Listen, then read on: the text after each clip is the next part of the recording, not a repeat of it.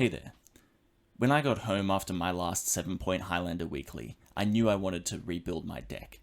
Slower, stronger, more versatile, loosing the chains of the oath which had bound me to the druidic practice of only putting creatures with big, beefy biceps in my deck.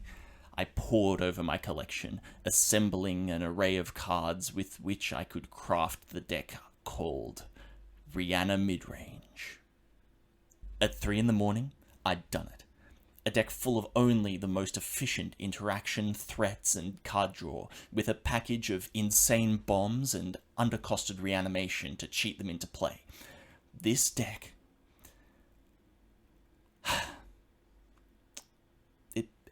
It was just bad bus stop Grixis.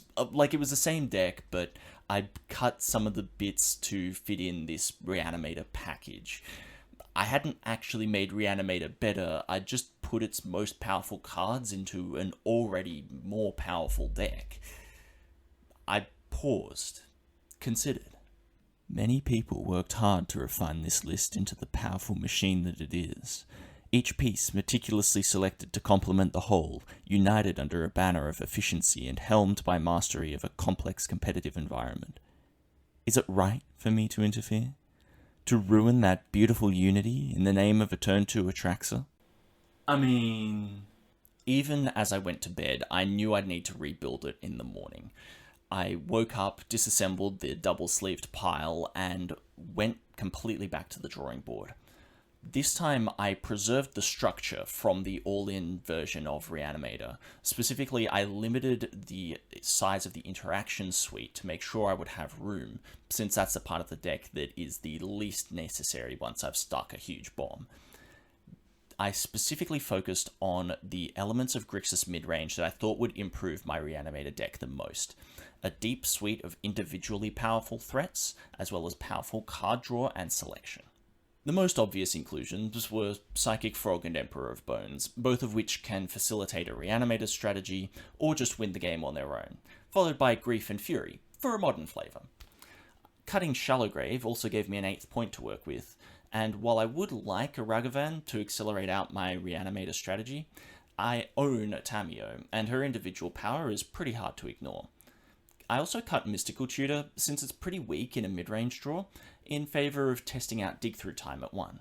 Rebuilding the deck like this actually showed me a lot about how the deck had functioned previously. For instance, I'm filling my graveyard way more efficiently now with the mid-range build, since before I'd really been focused on getting one specific card into the graveyard at a time.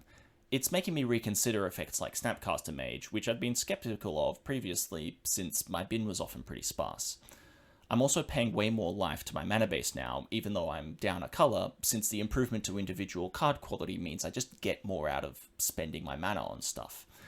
I've added a mountain, but I might go up another island and swamp if I feel like I'm paying too much life. I also took specific care when configuring the sideboard. I didn't think about it going in, but adding more mid-range threats meant I don't need to worry about protecting my Reanimator plan post-sideboard. This alleviates a lot of stress, and I'm able to dedicate all 15 slots to disrupting my opponent's game plans.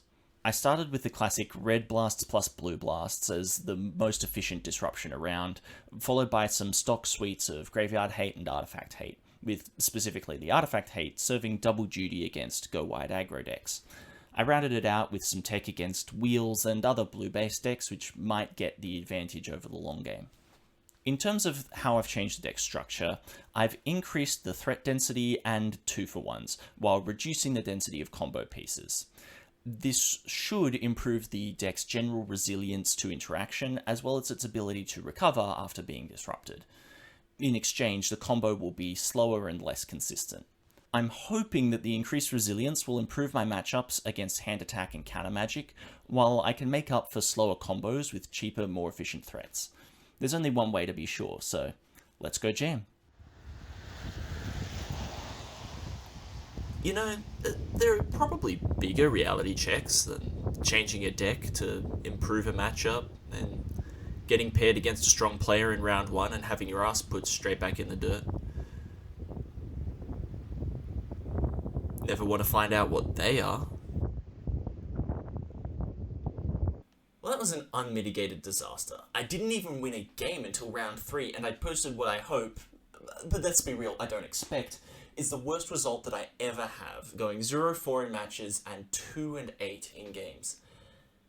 And I feel incredible. One of my favourite features of 7 Point is the strength of the opponents that I run into on a regular basis. There's something about the trauma of having the smallest mistake turned against you that makes it really easy to avoid doing the same thing again. No, I don't need more therapy, I'm fine. After playing my matches this week, I realised that what I had done was cut the wrong parts of 2 different decks to fit them together. See, I didn't have enough interaction to reliably compete with a mid-range plan, but I also didn't have enough bombs to reliably reanimate something. The end result wasn't a deck that had a backup plan, it was just a deck with 2 backs, and so I was exposing myself no matter what I did. Architectural incompetence aside, the gameplay was even worse. See, after round 1, I felt that I hadn't been getting the full value out of all of my cards, so I wrote a little list. Now, I will accept that Grixis is still a hard matchup, and hybrid midrange is a really difficult type of deck to pilot. But here's the abridged list of the things that I screwed up. I didn't discard enough cards to make Psychic Frog a credible threat. I didn't give Psychic Frog flying when my opponent had an Ashiok in play. I forgot to draw from Mishra's Bauble. I sandbagged my 4th land to get surprise value out of a Pyrogoyf they knew about. I forgot that Pyrogoyf counts their graveyard too. I then tapped out to cast the Pyrogoyf with a Spell Pierce in hand. And that's just game 2. Now granted, I hadn't played with some of these cards before ever, but this is like I'd never played Magic before. I don't know what happened to cause it, but I sure hope it never happens again, because I think I'd be DCI banned for life, and I already have enough cards to get rid of. Round 1 was one thing, but I was never actually ahead in those games. I was on the precipice of taking round 3 2-0, but for some reason, I thought I was too big a man to chump block with a Quarry Steel token, and I died to Bolt to the Dome and a Shield trigger. Like, it's a token. And not just that, it's a token from a card that notoriously makes multiple tokens, and it's still in play. This is what we in the business call a humbling experience. Yeah, I might have been in the format for 2 months now. I might have been playing Magic for 10 years. Yeah, I might have seen all of these cards play. I've seen them win, I've seen them lose. Sometimes your opponent's just straight up better at getting value out of them than you are.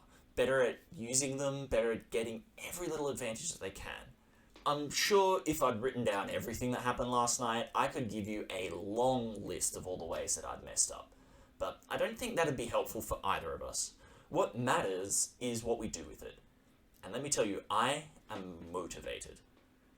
The important thing about losing is what it teaches you about winning, and losing like that left me ready to learn.